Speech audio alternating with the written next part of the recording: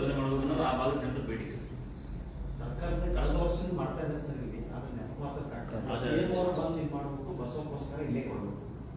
ಆಯಿತು, ಇದನ್ನ ಮುಂದಿನ ವರ್ಷ, ಯಾಕಂದ್ರೆ ಈಗ ಭಾಳ ಸರ್ಕಾರದಿಂದ ಆಚರಣೆ ಮಾಡಲಿಕ್ಕೆ ಇದು ಭಾಳ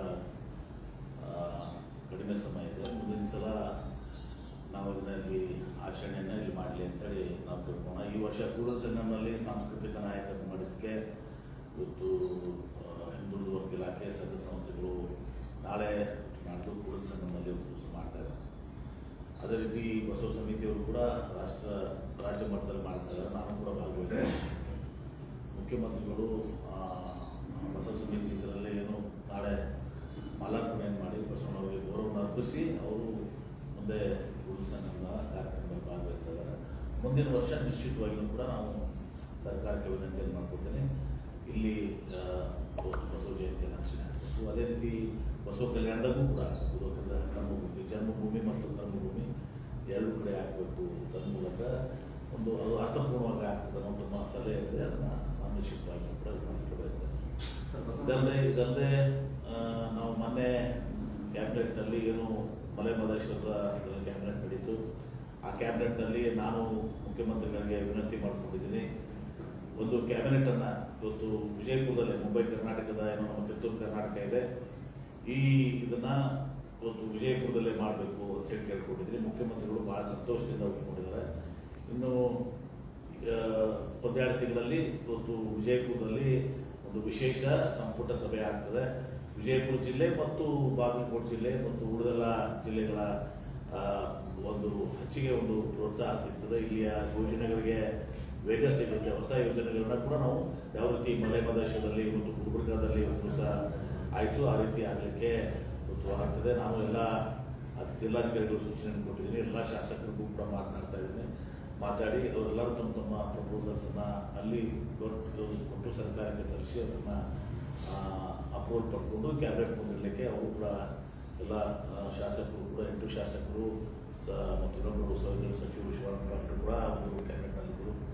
ಸೊ ಎಲ್ಲರೂ ಅದನ್ನು ಮಾಡಿಸಿ ಎಲ್ಲ ಇಲಾಖೆಗಳಿಂದ ಟೂರಿಸಂ ಹಿಡ್ಕೊಂಡು, ನೀರಾವರಿ ಹಿಡ್ಕೊಂಡು, ಶಿಕ್ಷಣ ಇಲಾಖೆ ಹಿಡ್ಕೊಂಡು ಎಲ್ಲ ಇಲಾಖೆಯಿಂದ ಇವತ್ತು ಪ್ರಸ್ತಾವನೆಗಳನ್ನ ಇದು ಮಾಡಿಕೊಂಡು ಒಂದು ವಿಜಯಪುರ ಜಿಲ್ಲೆಗೆ ಬಹುಶಃ ಆ ಒಂದು ಕ್ಯಾಬಿನೆಟ್ನಿಂದ ನಾವು ಹೆಚ್ಚಿಗೆ ಒಂದು ನಮಗೆ ಏನು ಬೇಡಿಕೆಗಳಿದಾವೆ ಆ ಬೇಡಿಕೆಗಳನ್ನು ಈಡೇರಿಸ್ಕೊಳ್ಳೋಕ್ಕೆ ಸಾಧ್ಯ ಆಗ್ತದೆ. ನಾನು ಕೆಲವೊಂದು ಲಿಸ್ಟನ್ನು ಮಾಡಿದ್ದೀನಿ. ನನ್ನ ಮತಕ್ಷೇತ್ರದಾಗಲಿ, ಜಿಲ್ಲೆದಾಗಲಿ, ವಿಜಯಪುರ ನಗರದಲ್ಲಿ ಫ್ಲೈಓವರ್ ಇದೆ, ನಗರ ಫ್ಲೈಓವರ್, ಹೀಗೆ ನಾನು ಕೂಡ ಲಿಸ್ಟ್ ಮಾಡಿದ್ದೀನಿ. ಎಲ್ಲ ಶಾಸಕರಿಗೂ ಕೂಡ ನಾವು ಅವರ ಮತಕ್ಷೇತ್ರದ ಅಥವಾ ಜಿಲ್ಲೆಯ ಏನು ಬೇಡಿಕೆಗಳಿದಾವೆ ಅದನ್ನು ಬೇಡಿಕೆಗಳನ್ನ ನಾವು ಯಾಕಂದ್ರೆ ಬರೀ ಡೈರೆಕ್ಟಾಗಿ ಕ್ಯಾಬಿನೆಟ್ಗೆ ಬಯಕೆ ಬರಲ್ಲ. ಮೊದಲು ಅದನ್ನು ಆಡಳಿತಾತ್ಮಕ ಅನುಮೋದನೆ ಮಾಡ್ಕೋಬೇಕು.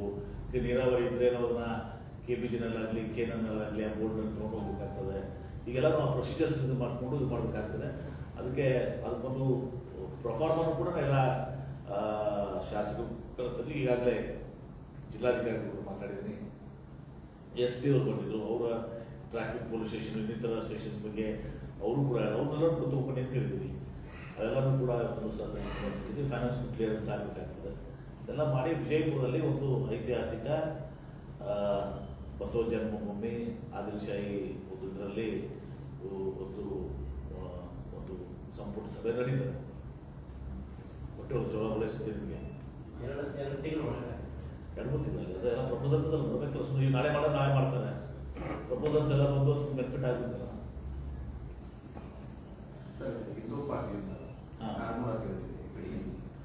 ನೋಡಿ, ಒಂದು ಹೇಳ್ತೇನೆ, ಇವತ್ತು ಎಲ್ಲರೂ ಕೂಡ ಇಡೀ ವಿಶ್ವ ಮತ್ತು ಯಾರು ಮಾನವೀಯತೆಯ ಮೇಲೆ ನಂಬಿಕೆ ಇಟ್ಕೊಂಡಂಥವ್ರು ಎಲ್ಲರೂ ಕೂಡ ಈ ಪಾಲ್ಗಾಮ್ನಾಗ ಆಗಿದಂಥ ಏನು ನಿರಪರಾಧಿಗಳ ಮೇಲೆ, ಪ್ರವಾಸಿಗರ ಮೇಲೆ ಇವತ್ತು ಏನು ಉಗ್ರವಾದಿಗಳು, ಟೆರರಿಸ್ಟು ಅವ್ರನ್ನ ಹತ್ತಿಕ್ಕೆ ಹೊಂದಿದ್ದಾರೆ.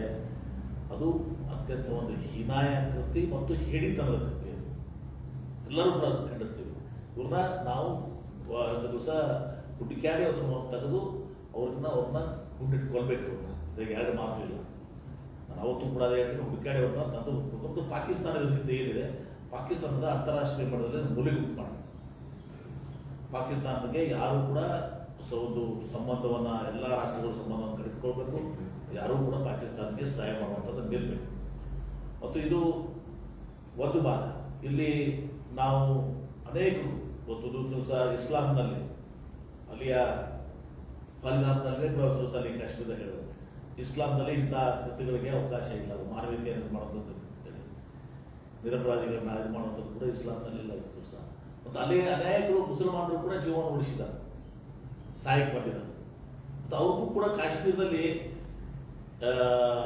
ಒಂದು ವಾತಾವರಣ ಏನಾಗಿತ್ತು ಅಂದರೆ ಒಂದು ದಿವಸ ವ್ಯಾಪಾರ ಅಭಿವೃದ್ಧಿ ಆಗ್ತಾ ಇತ್ತು. ನಾನು ಹೇಳಿದ್ರು ಸುಮಾರು 20,000 ಜನಕ್ಕೆ ಅದು ಉದ್ಯೋಗ ಸಿಕ್ಕಿತ್ತು ಟೂರಿಸಂ ಇದರಿಂದ ಅಂತೇಳಿ. ಇದನ್ನು ಇವರು ಬಂದು ಹಾಳು ಮಾಡಿದ್ದಾರೆ. ಇದಕ್ಕೆ ಯಾರೂ ಕಾಶ್ಮೀರದಲ್ಲಿ ಕೂಡ ಇದಕ್ಕೆ ಯಾರಿಗೂ ಬೆಂಬಲ ಇಲ್ಲ. ನಿನ್ನೆ ಪಾಪ ನಮ್ಮ CM ಅವರು ಕೂಡ ಪಾಪ ಕಣ್ಣೀರು ಹಾಕಿದ್ದಾರೆ. ಯಾವ ನಾನು ಇದನ್ನು ರಕ್ಷಣೆ ಮಾಡೋಕ್ಕಾಗಿಲ್ಲಪ್ಪ ಅಂತ ಹೇಳಿದ ಒಂದು ದಿವಸ ತಮ್ಮ ತಪ್ಪೊಪ್ಪಿಗೆಯನ್ನು ತಿಳಿಸ್ ಮಾಡ್ಕೊಂಡಿದ್ದಾರೆ. ಭಾಳ ದೊಡ್ಡದು ತಿಳಿಸ್. ಮತ್ತು ಇದನ್ನು ನಾನು ರಾಜ್ಯ ರಚನೆಗೆ ನಾನು ಈ ಅವಕಾಶವನ್ನು ನಾನು ಬಳಸ್ಕೊಳ್ಳೋದಿಲ್ಲ ಅಂತ ಅರ್ಥ, ಹಿನ್ನಾಯ ಇದಕ್ಕೆ ನಾನು ಹೋಗೋದಿಲ್ಲ, ಕೆಳಮಟ್ಟಕ್ಕೆ ನಾನು ಹೋಗೋದಿಲ್ಲ ಅಂತ ಹೇಳಿದ್ದಾರೆ. ಸೊ ಅಲ್ಲೆಲ್ಲ ಇವತ್ತು ಕಾಶ್ಮೀರದಲ್ಲಿಯೂ ಕೂಡ ವಾತಾವರಣ, ಅಲ್ಲಿ ಸ್ಥಳೀಯರಿಗೆ ಅಲ್ಲೆಲ್ಲರೂ ಕೂಡ ಅವರೆಲ್ಲರೂ ಭಾರತದ ಜೊತೆಗಿದ್ದಾರೆ. ಮತ್ತು ಅವರೆಲ್ಲರೂ ಕೂಡ ಏನಾಗಿದೆ ಅಂದರೆ ಒಂದು ದಿವಸ ಅಲ್ಲಿ ಶಾಂತಿ ನೆಲೆಸಬೇಕು, ಪ್ರವಾಸ ನಡೆಸಬೇಕು, ಎಲ್ಲರೂ ಒಂದು ಸಹಬಾಳ್ವೆ ಮಾಡಬೇಕು, ಅಭಿವೃದ್ಧಿ ಮಾಡಬೇಕು ಅಂತೇಳಿ ಒಂದು ಕಾಶ್ಮೀರದ ಜನತೆ, ಹಿಂದೂಗಳು, ಮುಸಲ್ಮಾನರು, ಎಲ್ಲ ವರ್ಗದ ಜನರು ಕೂಡ ಒಂದು ದಿವಸ ಅಲ್ಲಿ ಅದನ್ನು ಆಶೆ ಪಟ್ಟಿದ್ದಾರೆ. ಅವರೆಲ್ಲವನ್ನ ಇದು ದಿವಸ ಇದು ಆದಮೇಲೆ ಆ ಟೂರಿಸಂ ಡೆವಲಪ್ಮೆಂಟ್ ಆಗೋದು, ಎಂಪ್ಲಾಯ್ಮೆಂಟು, ಇದು ಬಹುಶಃ ಇದು ಈ ಉಗ್ರರಿಗೆ ಇದನ್ನು ಡಿಸ್ಟರ್ಬ್ ಮಾಡಬೇಕು, ಈ ಟೂರಿಸಮನ್ನು ಡಿಸ್ಟರ್ಬ್ ಮಾಡಬೇಕು, ಎಕಾನಮಿಯನ್ನು ಡಿಸ್ಟರ್ಬ್ ಮಾಡಬೇಕು, ಮತ್ತೆ ಅವರು ಅಡ್ಡದಾರಿ ಹಿಡಿಯಬೇಕು ಜನ, ಆ ಉದ್ದೇಶವನ್ನು ಇಟ್ಕೊಂಡು ಮಾಡಿದಂಥದ್ದು. ಹೀಗಾಗಿ ಇದನ್ನು ಎಲ್ಲ ತೀವ್ರತರವಾಗಿ ಎಲ್ಲ ಜಾತಿ ಧರ್ಮದವರು ಇದನ್ನು ಖಂಡನೆ ಮಾಡ್ತಿದ್ದಾರೆ. ಮತ್ತು ಅಲ್ಲಿಯ ಮುಸ್ಲಿಮ ಉಲೇಮಾ ಏನು ದೊಡ್ಡ ಸಂಸ್ಥೆ ಇದೆ ಅದನ್ನು ಕೂಡ ಖಂಡನೆ ಮಾಡಿದ್ದಾರೆ, ಎಲ್ಲ ಇದನ್ನು ಖಂಡನೆ ಮಾಡಿದ್ದಾರೆ. ಅಲ್ಲಿ ಸ್ಥಳೀಯರು ಎಲ್ಲರೂ ನೆರವಿಗೆ ಬಂದಿದ್ದಾರೆ, ಮುಸ್ಲಿಮರು ಎಲ್ಲರೂ ಕೂಡ ನೆರವಿಗೆ ಬಂದಿದ್ದಾರೆ, ಅನೇಕ ರಕ್ಷಣೆ ಮಾಡುವ ಜೀವನ ಕಳ್ಕೊಂಡಿದ್ದಾರೆ ರಕ್ಷಣೆ ಮಾಡುವಂಥ. ಸೊ ಹೀಗಾಗಿ ಇವತ್ತು ಕಾಶ್ಮೀರದ ಅವಿಭಾಜ್ಯ ಭಾರತ ದೇಶದ ಇದು, ಅದಕ್ಕೆ ಜನತೆ ಎಲ್ಲರೂ ಕೂಡ ಭಾರತೀಯರು, ಅವರು ಮುಸ್ಲಿಮ್ಸ್ ಇರ್ಬೋದು, ಹಿಂದೂಗಳು ಇರ್ಬೋದು, ಮತ್ತು ಅವರೆಲ್ಲರೂ ಕೂಡ ಭಾರತ ಜೊತೆಗಿದ್ದಾರೆ. ಈ ಪಾಕಿಸ್ತಾನದ ಈ ಉಗ್ರವಾದಿಗಳನ್ನ ಇವತ್ತು ದಿವಸ ಅವರೆಲ್ಲರೂ ಕೂಡ ತಿರಸ್ಕಾರ ಅದು ರಾಜತಾಂತ್ರಿಕ ಪ್ರಶ್ನೆ ಆಗ್ತದೆ. ಒಂದು ದಿವಸ ನಾನು ಏನೋ ಒಂದು ಹೇಳುವಂಥ ನಾವು ಒಂದು ದಿವಸ ಹೇಳ್ತೇನೆ, ಇವತ್ತು ಎಲ್ಲ ವಿಶ್ವದ ಎಲ್ಲ ರಾಜ್ಯಗಳು ಇವತ್ತು ನಾನು ನೋಡ್ತಾ ಇದ್ದೆ, ಇವತ್ತು ಚೈನಾದವರು ಏರ್ಫೋರ್ಸನ್ನು ಕೊಡ್ತಾ ಇದ್ದಾರೆ ಅಂತೇಳಿ ಕೊಡ್ತಿದ್ದಾರೆ ಅಂತ ಕೊಡ್ತಾರೆ. ಇವೆಲ್ಲರೂ ಕೂಡ ಅವರೆಲ್ಲರಿಗೂ ಕೂಡ ಕನ್ವರ್ಟ್ ಮಾಡ್ಕೊಳ್ಬೇಕು. ನಾವು ರಾಜತಾಂತ್ರಿಕ ನೋಡಿಸ್ಕೊಂಡು ಈ ರೀತಿ ನಾಳೆ ಅವ್ರ ದೇಶದಲ್ಲ ನಿರಪರಾಧಿಗಳ ಮೇಲೆ ಅವ್ರು ಇದು ಆದರೆ ಈ ಟೆರರಿಸಮನ್ನು ಹತ್ತಿಕ್ಬೇಕು. ಅಮೆರಿಕನೂ ನಮಗೆ ನಮ್ಮ ಜೊತೆಗಿರಬೇಕು, ಯುರೋಪಿಯನ್ ರಾಷ್ಟ್ರಗಳು ನಮ್ಮ ಜೊತೆಗೆ ಇರಬೇಕು, ಆಮೇಲೆ ಇವತ್ತು ದಿವಸ ಚೈನಾನು ಕೂಡ ಇರಬೇಕು. ಎಲ್ಲ ರಾಷ್ಟ್ರಗಳು ಮತ್ತು ಭಾರತದ ಸುತ್ತಮುತ್ತ ಇರುವಂತಹ ಎಲ್ಲ ದೇಶಗಳು ಇದ್ದಾವೆ, ಆ ಎಲ್ಲ ದೇಶಗಳು ಇವತ್ತು ಪರಸ್ಪರ ನಾವು ಈ ಟೆರರಿಸಮನ್ನು ಅವರಲ್ಲಿ ಆದಾಗ ನಾವು ಅದನ್ನ ಅವ್ರ ನೆರವಿಗೆ ನಾವು ಕೊಡಬೇಕು. ಈ ರೀತಿ ಒಂದು ದಿವಸ ಆಗಿ ಒಂದು ದಿವಸ ಈ ಪಾಕಿಸ್ತಾನ ಏನಿದೆ ಅದೊಂದು ದರಿದ್ರ ದೇಶ, ಅವರಲ್ಲಿ ಏನೂ ಇಲ್ಲ, ಅವ್ರಿಗೆ ಬೇರೆ ಕೆಲಸನೂ ಇಲ್ಲ, ಅವರು ಇಂಥ ಕೆಲಸಗಳನ್ನು ಮಾಡ್ಕೊಂಡು ಮುಂದಡಿದ್ದಾರೆ. ಬಹುಶಃ ಯಾರು ಕೂಡ ಅದನ್ನು ಅವ್ರ ರಾಷ್ಟ್ರದಲ್ಲೇ ಅವ್ರ ಪರಿಸ್ಥಿತಿ ಏನಿದೆ ಅಂತ ಎಲ್ಲರಿಗೂ ಗೊತ್ತಿದೆ. ಅನೇಕ ಜನ ಇವತ್ತು ದಿವಸ ಸೇರಿದಂತೆ ರಾಜೀನಾಮೆ ಕೊಟ್ಟು ಹೋಗಿದ್ದಾರೆ, ಅನೇಕರು ಅಲ್ಲಿ ಟೀಕೆ ಮಾಡ್ತಾ ಇದ್ದಾರೆ. ಹೀಗಾಗಿ ಒಂದು ಹೇಯ ಕೃತ್ಯ, ಅದೊಂದು ಹೇಳಿತನದ ಕೃತ್ಯ ನಿರಪರಾಧಿಗಳ ಮೇಲೆ, ಪಾಪ ಟೂರಿಸಂ ಮೇಲೆ. ಮತ್ತು ನಮ್ಮ ಕೇಂದ್ರ ಸರ್ಕಾರ ಕೂಡ ಎಚ್ಚೆತ್ತುಕೊಂಡು, ಯಾಕಂದ್ರೆ ನಾವು ಅಲ್ಲಿ ಎಲ್ಲ ಸಂಪೂರ್ಣವಾದಂಥ ಫೋರ್ಸಸ್ ಅನ್ನು ವಿಡ್ರಾ ಮಾಡಿದ್ದೀವಿ, ಸೈನ್ಯವನ್ನು ವಿಡ್ರಾ ಮಾಡ್ಕೊಂಡಿದ್ದೀವಿ. ಅದರ ಒಂದು ದುರುಪಯೋಗ ಪಡ್ಕೊಂಡಿದೆ. ನಾನು ಇದರಲ್ಲಿ ರಾಜಕೀಯ ಮಾಡಲಿಕ್ಕೆ ಬಯಸೋದಿಲ್ಲ, ಆದರೆ ಒಂದು ದಿವಸ ಒಂದು ಸೂಕ್ತವಾದಂಥ ಪೊಲೀಸ್ ವ್ಯವಸ್ಥೆ, ಬಂದೋಬಸ್ತ್ ವ್ಯವಸ್ಥೆ ಅಡಿಕ್ವೇಟ್ ಆಗಿ ಒಂದು ದಿವಸ ಅಲ್ಲಿ ಸೈನ್ಯ ವ್ಯವಸ್ಥೆ ಮಾಡಬೇಕು. ಯಾಕಂದ್ರೆ ಇಲ್ಲಿ ಅಲ್ಲಿ ಏನೂ ಕೂಡ ಒಂದು ದಿವಸ ಇದು ಇದ್ದಾಗ ಈ ರೀತಿ ನಾವು ದುರುಪಯೋಗ ಪಡ್ಕೊಂಡಿದ್ದಾರೆ. ಅಲ್ಲಿ ಎಲ್ಲರೂ ಕೂಡ ಸ್ವಲ್ಪ ತಕ್ಕ ಮಟ್ಟಿಗೆ ಇವತ್ತು ದಿವಸ ಸೈನ್ಯವನ್ನು, ತಕ್ಕ ಮಟ್ಟಿಗೆ ಒಂದು ದಿವಸ ಪೊಲೀಸರನ್ನ ಒಂದು ದಿವಸ ಅಲ್ಲೆಲ್ಲ ಕಡೆನೂ ಕೂಡ ಇದು ಮಾಡಬೇಕು. ಮತ್ತೆ ಟೂರಿಸಂ ಒಂದು ದಿವಸ ಮತ್ತೆ ಅದನ್ನು ಬೆಳವಣಿಗೆ ಆಗಬೇಕು, ಮತ್ತೆ ನಾರ್ಮಲ್ ಸಿಟಿ ಬರಬೇಕು. ನಾನು ನಿನ್ನೆ ಒಂದು ವಿಡಿಯೋ ನೋಡ್ತಾ ಇದ್ದೆ ಟಿವಿಯಲ್ಲಿ, ನಮ್ಮ ಅತುಲ್ ತಿವಾರಿ ಒಬ್ಬ ನಮ್ಮ ಹಿಂದಿ ಇದರಲ್ಲಿ ಆ್ಯಕ್ಟ್ರು, ಶ್ರೇಷ್ಠ ಇದನ್ನು ಬಂದಂಥವ್ರು, ಅವರು ಅಲ್ಲಿ ಹೋಗಿದ್ದಾರೆ, ಪಾಲ್ಗಾಮ್ಗೆ ಹೋಗಿದ್ದಾರೆ. ಶೇರ್ ಮಾಡ್ತಾರೆ ಬಂದಿರ್ಬೇಕು ನಿಮ್ಮ ಹತ್ರ ಹೋಗಿ ಅತುಲ್ ತಿವಾರಿ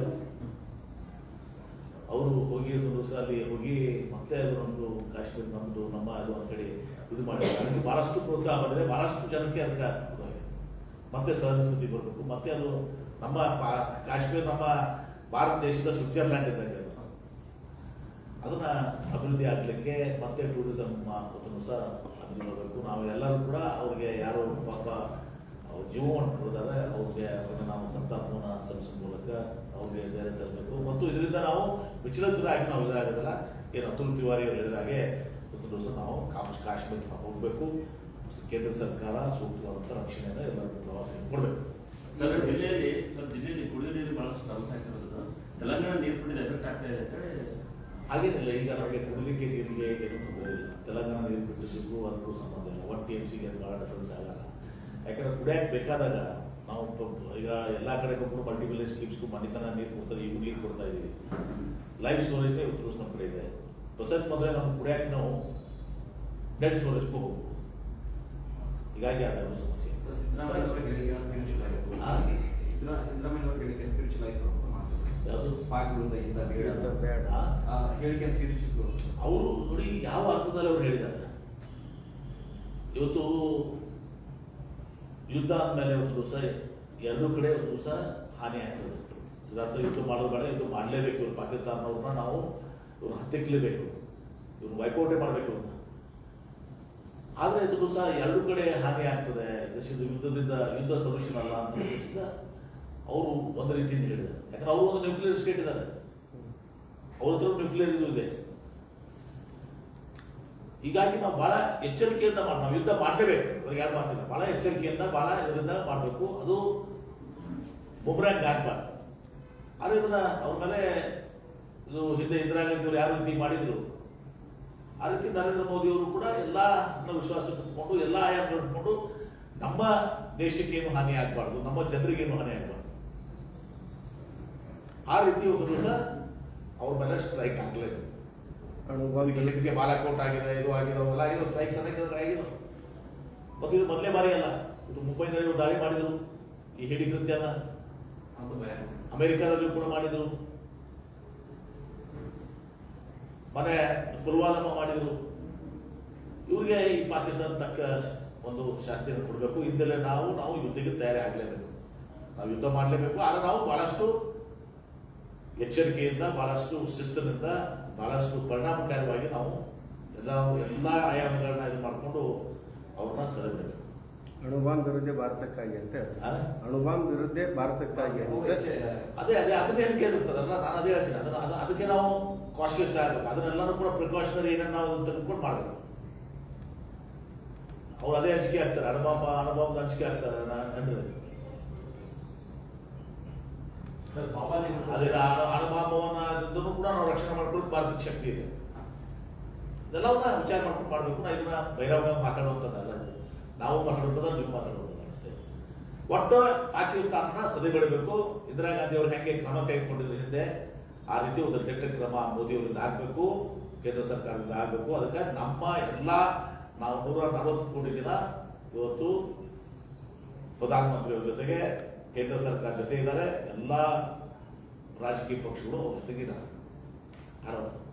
ಸಿದ್ದರಾಮಯ್ಯವರು ಹೇಳುವಂಥ ಅರ್ಥ ಬೇರೆ, ನೀವು ತಿಳ್ಕೊಂಡಂಥದ್ದು ಅರ್ಥ ಬೇರೆ. ಇದು ಸಾಮಾನ್ಯ ಜನರಿಗೆ ಗೊತ್ತಿದೆ. ಬೆಳಗಾವಿ ಸ್ವಲ್ಪ ಅಲ್ಲಿ ಗಲಾಟೆ ಆಯ್ತು, ಏನು ಸುಮ್ಮನೆ ಸಣ್ಣ ಇನ್ಸಿಡೆಂಟ್ ಗಲಾಟೆ ಆಯ್ತು. ಗಲಾಟೆ ಯಾವ ಬಾರಿ ಮಾಡಿದ್ರೆ ಅವ್ರು ಹೆಂಗೆ ಒಳಗಡೆ ಬಂದರು ಅಂದ್ರೆ ಯಾರೋ ಒಂದು ಕಾರ್ಯಕ್ರಮ ನಡೆದಾಗ ಹಂಗೆ ಬರುತ್ತಪ್ಪ, ಹಂಗೆ ನಾವು ಡಿಸ್ಟರ್ಬ್ ಮಾಡ್ತೀವಪ್ಪ. ನಮ್ಮ BJP ಕಾರ್ಯಕ್ರಮ ಮಾಡಿ ನೋಡು, ರಾಜ್ಯ ತುಂಬ ಕಾಂಗ್ರೆಸ್ ನಾವು ಒಳಗಡೆ ಹೋಗಿ ಗಲಾಟೆ ಮಾಡ್ತೀವಿ. ಕಾರ್ಯಕ್ರಮ ಮಾಡೋಕ್ಕೆ ಬಿಡಲ್ಲ. ನಮ್ಮದು ಸರ್ಕಾರ ಇದೆ, ನಾವು ಬೇಕಾಸ್ ಮಾಡ್ಬೋದು.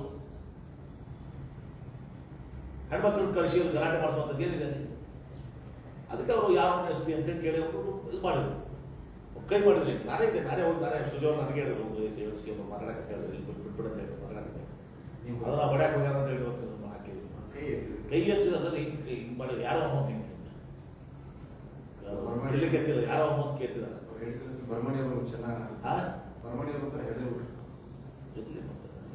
ತಪ್ಪನ ಹೆಂಗೆ ಬರ್ತಾರೆ ಒಳಗಡೆ? ಎಷ್ಟು ಧೈರ್ಯ ಅವ್ರಿಗೆ? ಒಂದು ಕಾರ್ಯಕ್ರಮ, ಕಾಂಗ್ರೆಸ್ ಕಾರ್ಯಕ್ರಮ ಮಾಡಿದಾಗ, ಈಗ ನಾನು ನರೇಂದ್ರ ಮೋದಿ ಅವ್ರದ್ದು ಕಾರ್ಯಕ್ರಮ ಮಾಡಿರ್ತದೆ, ಅವ್ರು ನಾವೊಂದು 50 ಮಂದಿ ಒಳಗಡೆ ಹೋಗಿ ದಾಳಿ ಮಾಡಿದ, ಸರಿನಾ? ನಿಮ್ಮ ಕಾರ್ಯಕ್ರಮ ನೀವು ಮಾಡ್ಬೋದು, ನಮ್ಮ ಕಾರ್ಯಕ್ರಮ ನಾವು ಮಾಡ್ಕೋತೀವಿ. ಬರಲ್ವ ನಮಗೂ? ಉದ್ದೇಶಪೂರ್ವಕ ಸಣ್ಣತನ ಕೆಲಸ, ಚಿಲ್ಲರೆ ಕೆಲಸ, ನಡುವೆ ಹೆಣ್ಮಕ್ಳನ್ನ ಉಪೇಕ್ಷಿಸಿ ಮಾಡೋದು. ನರ್ಸರಿಲಿಲ್ವಾ ಬರಬೇಕಾಗಿತ್ತು? ಹೆಣ್ಮಕ್ಳನ್ನ ಹೆಂಗೆ ಬಸ್ಬಿಡ್ರಿ? ಥ್ಯಾಂಕ್ ಯು ಮನೆಯವರು. ಸರ್ ಅದು ಭಾವನೆ 2000 ಎಕರೆ ಸಸ್ಯ ಈಗ ಮಮದಾಪುರ ಮಾಡ್ತಾ ಇದ್ದೀವಿ, ನೆಕ್ಸ್ಟ್ ಅದನ್ನು ತಗೊಳ್ತೀವಿ. ಯಾಕಂದ್ರೆ ಅಲ್ಲಿನೂ ಕೂಡ ಭಾಳ ಒಂದು ಗರಸ್ ಭೂಮಿ ಅದ, ನೀರಿನ ಅಂಶಗಳನ್ನು ಪಾಲನೆ ಮಾಡಬೇಕಾಗ್ತದೆ. ಹಂತವಾಗಿ 100 ಎಕರೆ 55 ಪ್ರಾಪರ್ಟಿ 2000 ಎಕರೆ ಇದೆ, ರೆವೆನ್ಯೂ ಲ್ಯಾಂಡ್ 2000 ಎಕರೆ ಇದೆ. ಅದು ಹಂತವಾಗಿ ನಾವು ಇದು ಮಾಡ್ತಾ ಇದ್ದೀವಿ. ಈಗ ಅದಕ್ಕಿಂತ ಮುಂಚೆ ಯಾರು ಸ್ಟೋರೇಜ್ ಮಾಡ್ತಾ ಇದ್ದೀವಿ. ಈಗ ಅದಕ್ಕೆ ಮುಂದೆ